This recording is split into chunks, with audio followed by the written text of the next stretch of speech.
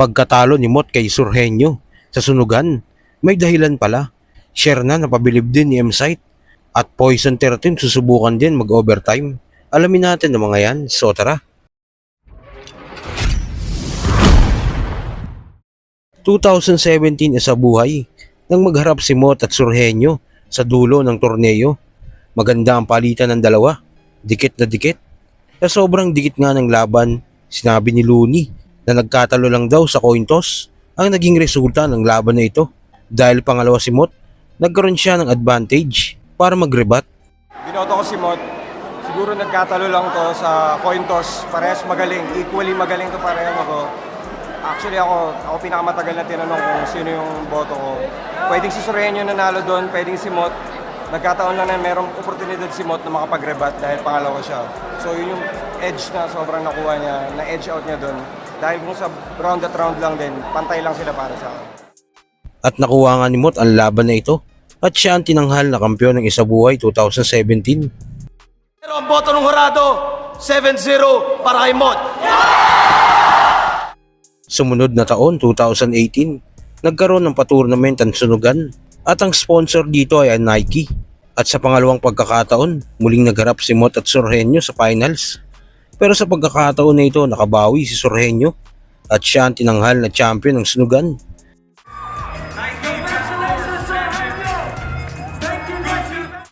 Kung babalikan nyo ang naging laban ni Mot at Sur sa sunugan, mapapansin na hindi malinis ang performance ni Mot sa round 2 at 3. Kaya pala ganito ang nangyari, nagkaroon pala ng problema si Mot ng gabi na pagpunta niya sa laban at sinabi ito ni Sur sa naging podcast niya kay Dogbrak. The night ng finals, Sunugan pa rin to Sunugan pa rin to. Sunugan, Okay. finals namin, pangalawang bakbakan namin ni Mot. Oo. Isipin mo, taga Baguio ko, nauna pa akong dumating kay Mot sa BGC. Cavite lang siya. Cavite. Dasma lang siya. Oo. Nasiraan siya. Sumabog. Hindi, Wala mabilis pang talaga mag-drive si Ivan. joke lang. Isa ba yun? Isa ba yun? Oo. Pero tangina, gahol na. Sumabog gulong. Oo, gahol na ako nun. Actually, umalis kami ng La Union nun. May team building kami nun Kami nila Rolly. Wala pa akong round 3 nun. Parang kulang pa ako ng 12 rounds sa round 3. So, doon ko na inayos sa resort. Tapos habang bumabiyahe ako, doon na lang ako nagbubuo ng round 3 ko. Sabi ko, agahan na lang natin bumiyahe para makapagsulat pa ako doon ng round 3 matapos ko to. So, maaga kami dumating sa BGC. Si Mot wala pa. Yung pala nasabugan ng makina ng motor sa tapat ng Dasma Village, dyan sa may EDSA. Okay. Sabi ko, Magallanes banda. sabi ko, tangina, lumapit na sa akin yung staff ng Nike. Sabi, boss, sabi niya, ikaw po si Surhenyo. Wala pa po kasi yung kalaban nyo, tapos yung schedule nyo, ganito, 9 yata, ganun. So, pag hindi siya dumating or, alimbawa, 9 yung call time nyo, yung battle time nyo, tapos 9:30 na wala pa siya, mag-champion po kayo by default. Ganun. Pakina na insulto ako. Sabi ko, hindi ako pwede mag-champion by default. Tinalo ako nun Kailangan ako bumawi. Anong sasabihin sa akin ng tao? Champion by default, nanalo ka lang kasi hindi nakapunta si Mot di ba? Tangina, sabi ko, kinuha ko yung cellphone ng asawa ko, tawagan mo si Yay, yung asawa ni Mot. Kasi tropa din Tropa naman na Tawagan mo. Sabi mo, hindi po pwedeng, hindi kami maglaban ngayon. Sabi mo, Mac, nasabugan ako dito sa Dasma Village. Natataranta na rin si Mot. Sabi ko, tol, ganito gawin mo. Dasma Village, sa may gate ka, di ba? Iwan mo dun sa gwardiya. Bayaran mo yung gwardiya, pakiusapan mo. Meron ka lang importante. Tas grab. Tapos nag-angkas sila, yung motor. Di nakahabol sila. Talagang last minute.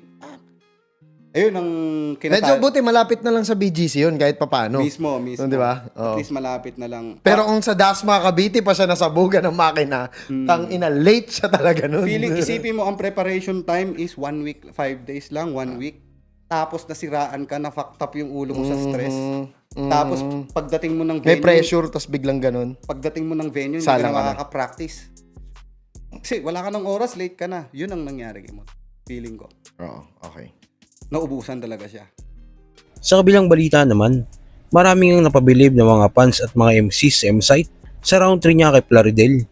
At habang umiispit sa M-Site, kitang napapataas ang kamay ni Shernan na tila sang-ayon ito sa mga sinasabi ni M-Site. Sa flip top, pag bumoto, pinapaliwanag. Yung gusto nyong iboto, di nagpapaliwanag.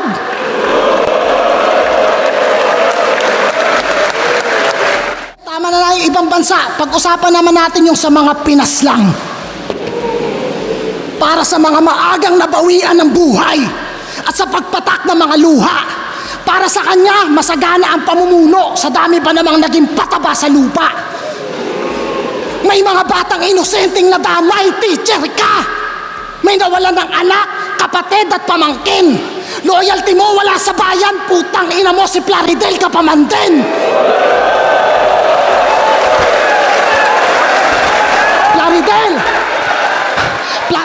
Tinutulan na yan dating-dati pa. Putang ina mga propagandang meaningless. At oo, tang ina mo nang gagaling to sa dating kapwa mo DDS.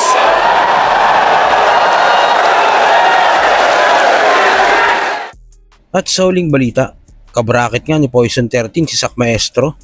Maaari silang magtapat sa semifinals kung mananalo silang pareho sa second round ng isabuhay. Sa review nga ni Jonas at Poison sa labang Sak Maestro vs Shaboy, tila nalula si Poison 13 sa 6 minutes per round ni Sak dahil kilala naman natin si Poison na hindi nag-overtime, kaya napaisip siya kung kaya niya kayang mag-overtime ng ganun.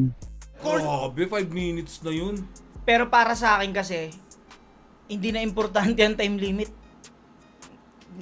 Bukod kay Shei, nung naumpisa na ni Shei yan, napansin ko na wala na talaga sumusunod sa time limit ng isang buhay. Ako. Hindi, kumbaga, hindi na talaga siya ganun ka binibigyan ng oras. Tungan parang egol. Egol nga, tinan mo yung, eto sabihin na lang mga tao, alam mo, bitter ka pa rin kay Saint Ice. Hindi eh.